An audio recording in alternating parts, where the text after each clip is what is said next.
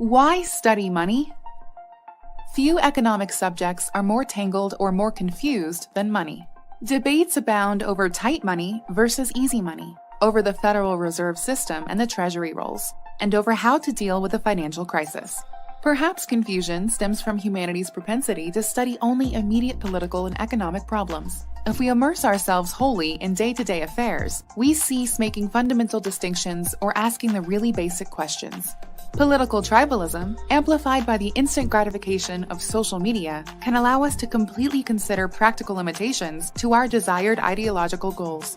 This is particularly true in our economy, where interrelations are so intricate that we must isolate a few important factors, analyze them, and then trace their operations in the complex world. As always, it is the objective of a good economist to not simply analyze what is seen, but to compare it to alternative possible outcomes. Of all the economic problems, money is possibly the most tangled, and perhaps where we most need perspective. Money, moreover, is the economic area most encrusted and entangled with centuries of government meddling. In fact, most that are considered experts never think of state control of money as interference in the free market. A free market in money is unthinkable to them. The result has been a century of central bankers increasing their power over society, decade after decade.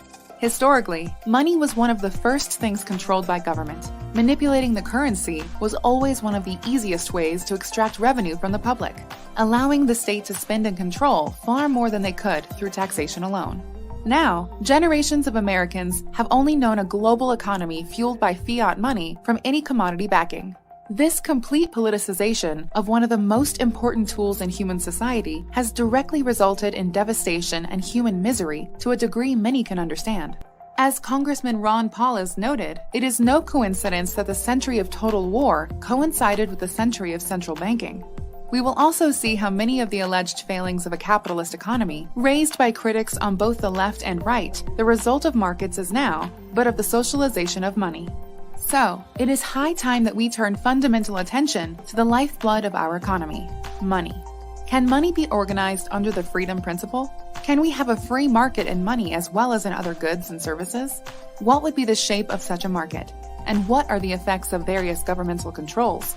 If we favor the free market in other directions, if we wish to eliminate government invasion of person and property, we have no more important task than to explore the ways and means of a free market in money.